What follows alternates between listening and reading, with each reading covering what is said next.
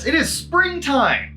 We just hit daylight savings time, so my time is completely all over the place right now. But anyways, welcome back to the channel, everyone. Ooh, we are doing some good stuff today. So you guys have been asking for just how to install some stainless steel brake lines, how to bleed the braking system. So today we're gonna be installing some Stoptech stainless steel brake lines on the BRZ front and rear. So this is gonna be the best bang for your buck modification when it comes to brakes. I mean, you can pick up some brake lines for about $110 to $120.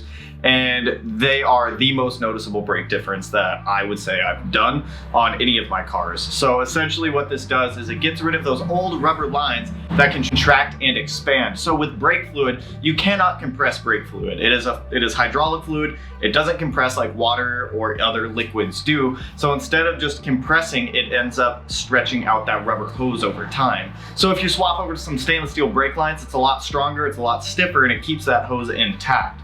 So it's not too bad of an install. Brake fluid is a little corrosive and it's not fun to deal with. So with that, let's hop over to the bench and we will go over what you guys need to be able to install these parts in your car. All right, you guys, so I just kind of got everything put up here right now. So in order to do this job, there's not too many tools you're gonna end up needing. So you are gonna need some brake fluid. I'm just using the Subaru OEM Brake Fluid because I think it is the cheapest and best option to go with for this car. We also have our front and rear stainless steel brake lines. Now with these, so inside of the packaging, you get 2 new stainless steel brake lines, new banjo bolts, new crush washers, and new clips to be able to bolt everything up so that way nothing's gonna leak. So we have both front and rear, and I'll link these down in the description. I'll link BRZ, WRX, and STI ones. So if you guys are wanting to do this on your cars, you can. We are gonna need a torque wrench just to re-tighten down those lug nuts on the car once we get everything put back together. We're gonna need a breaker bar to be able to break all that loose, and then if you have a wheel key, grab your wheel key, grab the socket, whatever you need to be able to pull off your lug nuts. Now tool-wise, for the brake lines, there's really not too much you need here. You are specifically going to need these wrenches. These are line wrenches. So as you can see on the line wrench, it looks like a standard box wrench, but it is a lot more closed and there's just one opening to be able to slide the line through there. You're gonna want these, or you're gonna want a crow's foot to be able to pull off the old brake lines, because you will end up stripping them out if you just use a standard open-end box wrench. And if you strip out your brake lines, it's really not a good time to deal with. I'm gonna soak everything in PB Blaster to let it kind of break up any schmoo that's in there for a little bit. And then lastly, you're just gonna need a 12mm to be able to pull off the banjo bolts and pull off the ABS sensor from the strut, so that way you can get it out of the way as you're getting some brake line stuff done. But with that, I'm gonna go ahead and get the car jacked up. We're gonna start running through this and start installing these brake lines. So another reason that I wanted to swap out the brake lines is since, I mean, you guys know, since I've gotten the car, everything fluid-wise has been gross, and the brake fluid's not terribly bad. It is darker than it should be, but we're still gonna end up swapping out the brake fluid for that new Subaru OEM stuff over there. So essentially what we need to do is jack up the front and rear wheel, or we just need to jack up one side at a time. We're gonna swap all of the brake lines, and then after we get all the brake lines swapped, we're gonna go ahead and bleed it. Now, if you don't know how to bleed your brakes and you don't have someone else, I use this Motive Power Bleeder right here, which you only need one person to be able to bleed your brakes with that one. So I'll show you how to use it. I'll throw that one down in the description below if you guys do want to snag one, but it makes doing your brakes by yourself 1,000 times easier. So I'm gonna go ahead, I'm gonna start getting this side jacked up, and we're gonna start running through just swapping out the brake lines, so that way I can show you guys what you need to do.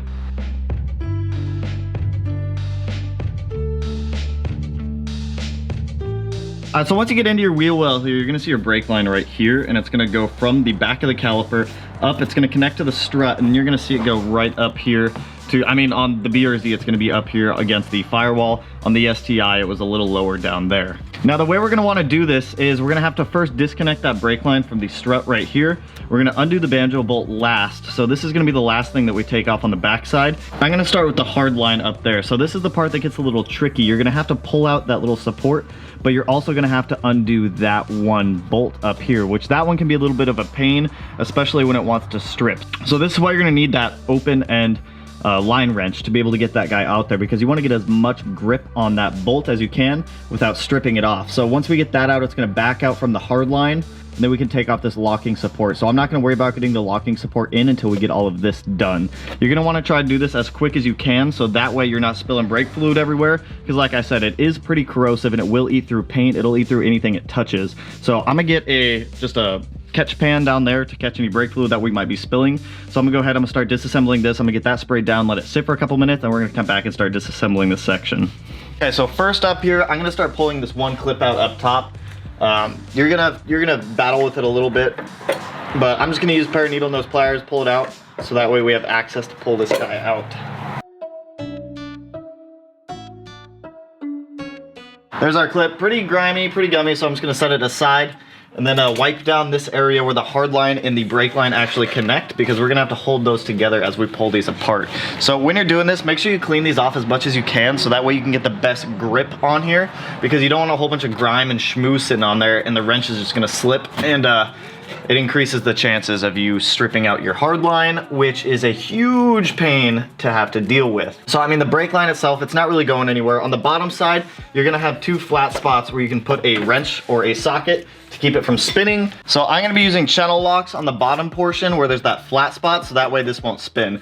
Now when it comes to taking this off, like I said, make sure you're quick with it. So I'm gonna go ahead and disconnect the brake line down here from the brake line to the strut, so that way we're able to just quickly maneuver this guy out, because this is really not gonna be fun. All right, that bolts out, so that should free the brake line, which it did. So we have the brake line free from this one little like piece guy here. So that just has a bolt that runs through it into a welded nut to keep it on there. So now I'm gonna start tackling this top piece. So what I always like to do, just to make sure I'm spinning things the right way here, is I'll take just a standard wrench. I'll set it to loosen, so that way I know which way I need to spin that brake line. So I need to push it inwards towards the car to make sure that I'm not tightening it, because you don't want to tighten those guys. You are not gonna have a good day. Or you're gonna take those open end line wrenches, you're gonna slide it over, get it on there, and so you're gonna make sure it's over like that, and then you're gonna start just loosening it. After you break it free, it's gonna be pretty easy to undo by hand. So you can go ahead, take off the wrench, take off the guys, and then start untwisting it here. Set that brake line down over the drip pan, and there's our brake fluid coming out. Grab your new line, thread it up and through the hole. Get that guy back in there, and then start tightening it down again.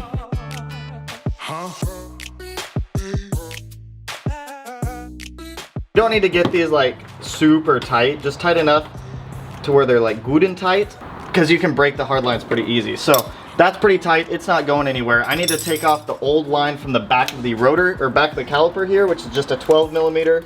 And then once we get this new line off, we're just gonna set it in this drip pan down here, get the new line connected with the new supplied banjo bolt and crush washer, and then we can get everything cleaned up back here. Once we get this done, we are gonna wanna spray down the caliper just to make sure. Oh geez, it's peeing everywhere. Peeing everywhere. So as you can see, the new banjo bolt already has a new washer on it. These are supplied with the Stoptech kit. So we're gonna go ahead and get the new line bolted up to the back side here.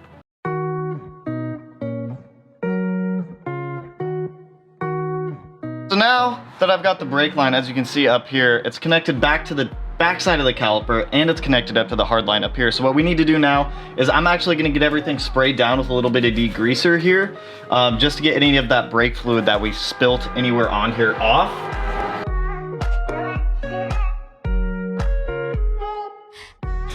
So we've got the new brake line installed. So I followed the same path that the OE brake line took, where it wrapped down and then came up, then wrapped around again and went up to the hard line.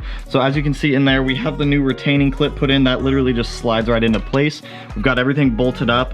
This brake is not bled yet because we still have to do the other 3 brake lines, but so far super easy install. I also took a little extra time to clean up the wheel well a little bit. So I mean, if you got the spare time and you want to make it look a little bit cleaner in there, go for it. But overall, 1 brake line down, so not too bad to install. Anyone can do this. So with this one, the rears are going to be pretty much the exact same as this one, but I am going to walk you guys through one of the rears, and then I'm going to do the other 2 off camera, so we can just jump ahead to show you guys how to actually bleed the brakes and get that part done with. So I'm going to get this wheel put back on. We're going to jump over to the rear back there, and then we're going to start doing the rear brake line as well.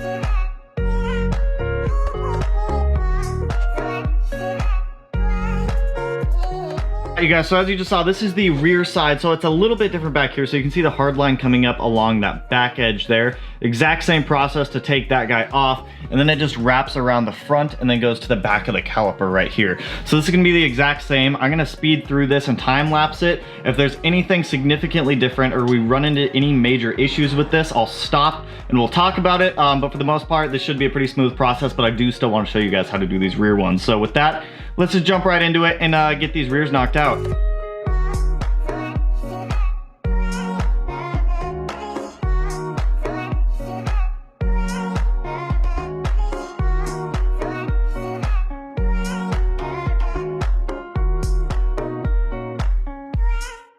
got the last 2 brake lines installed on the passenger side, and I still have it jacked up because we're gonna have to bleed the brakes. Now there is gonna be a bleeding order with just whenever you bleed brakes.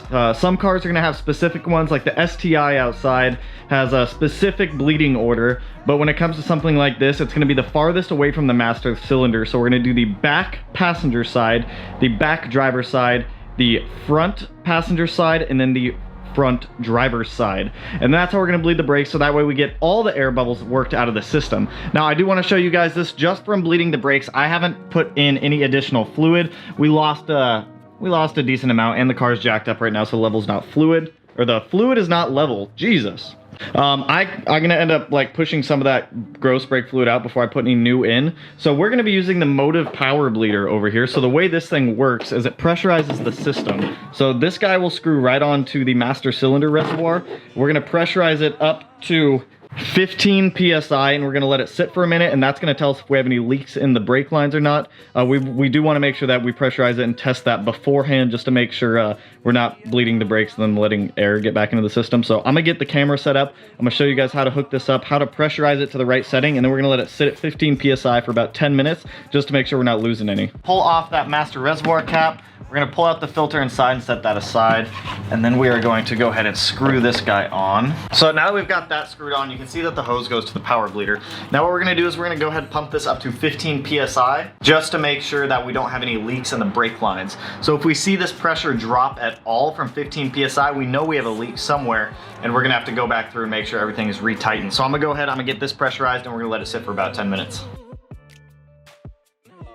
Alright guys, so it's been about 10 minutes and we haven't lost any pressure in the system, which is very good indeed. So now we're ready to bleed the brakes. So I'm going to be doing this by myself using this power bleeder. So what we want to do is we want to keep the system pressurized at 15 psi, and then that's going to keep pushing brake fluid down into the system. So when we go to open the bleeder valve on the back calipers, it's just going to start pushing out brake fluid, and we're going to have to keep coming up here and repressurizing the system every time we need to do this. So it's not going to be too bad. We're going to run back there, we're going to start knocking this out and get going on it. So if you're looking at your brake rotor and brake caliper here, you're going to see right back here there's a bleeder valve right there in the middle of the screen. So what we're going to want to do is pull off that small little cap on it. So we're going to pull off the small little black rubber cap, and then that's going to expose the bleeder valve nipple there. Now, nipple. So, sorry about that. So that's going to be a 10mm bolt. We're going to have to open that with this drain hose attached to it. And then we're just going to feed all the bleeder valve juice right in there. So, I mean, we're just going to be pushing brake fluid out into there. So we're going to let the air bubbles come out, and we're just going to start getting this system good and pressurized. So with that, I'm just going to jump on this, and so I think it's going to be a little easier to show you guys on the opposite side of the car, just because there's not a whole lot of room over here. So I'll do what I can to show you on this side. If not, I'll show you on the other side. So you guys can see what I'm doing here. Right back here is the nipple that we're going to take off. Take the nipple off right there, and then we're gonna go ahead and we're gonna get our 10mm wrench on here. So I'm gonna go ahead, I'm gonna throw on that wrench first to a position where I know I can spin it maximum, and then I'm gonna get this line attached to that nipple. But all you're gonna end up doing is pushing this open, and then you'll start to see fluid come out of that tube at the end. So I'm gonna go ahead and close this again, let that fluid stop, and then I'm gonna open this again, and then I'll bring the hose up so you guys can kind of see. So as you guys can see right there, the fluid is coming out of the hose, which is what we want. So we want to get all the air out of the line. So I'm going to open and close this valve a couple times just to make sure we get all the air bubbles out. We don't want any air in the braking system because, like I said, hydraulic fluid does not compress. Air does compress, and we don't want that. We don't want anything that can compress inside of these brake lines, or else you're going to end up with some really bad brakes. So I've gone ahead, I've opened this valve about 4 to 5 times now, so if there was any air in there, it's all been pushed out at this point. So I'm going to get this hose pulled off, I'm going to get this valve tightened up a little bit, and then I'm going to use a little bit of degreaser just to clean up that backside to make sure we don't have any spilt brake fluid anywhere, because that will start to eat through just paint, metal, anything it touches over time, so we don't want that. So all the brakes have been bled now, all the lines are on. I went ahead, I disconnected the power bleeder from the reservoir, and then as you guys can see, I also added in the rest of the brake fluid, topped that off. So that brake fluid looks a lot more clear and how it should as compared to the old brake fluid that was super black. And then also, I wanted you guys to kind of see the pedal feel here. I just let the car run for a couple minutes just to see the pedal travel, and oh my god, that is all I have, which is what I like. I like super stiff brakes, and the brakes are completely stiff on this thing, and it couldn't feel better aside from swapping to a bigger brake kit. So 100% recommend stainless steel brake lines if anyone does want that stiffer pedal feel with their brake. All right, you guys, so overall the brakes feel absolutely perfect on this car now. From when we got it to where it's at now is 100% difference. So we have swapped out absolutely everything in the braking system. That's pads, rotors, lines, fluid, and then we also added that Radium Master cylinder brace. So with that, the brakes couldn't feel any better unless we swapped to 4-pot, 2-pot calipers on the car, but honestly, I don't think it needs it. So with that, I mean, the braking system, good to go on it. So I am excited to start doing some more fun modifications to the car here in the future, but before we even get into the fun stuff, we got to do the foundational stuff like brake lines, bushings, mounts, that kind of stuff, just to get that out of the way. So I mean, hopefully you guys still find value in brake lines, mounts, bushings, all those kind of installs, because there's still a lot more of them coming. I mean, I still have a box of BRZ bushings to install. That'll probably be next weekend, just to get the drivetrain a little more stiff to how we want it. But overall, super easy, highly recommend it. Like I said, I'll link below the brake lines for WRXs, STIs, and BRZs, FRSs, GT86s, whatever you got. But with that, I'm gonna wrap this video up. So if you guys liked the video, you know what to do. Go ahead, hit that little thumbs up and turn it blue. Ooh, ooh, ooh. And if you're not already subscribed to the channel and you wanna be, let's do this corner up here tonight, today, this afternoon. I don't know when you're watching this, but with that, I will catch you guys in the next one. Peace out, homies. Woo! Huh?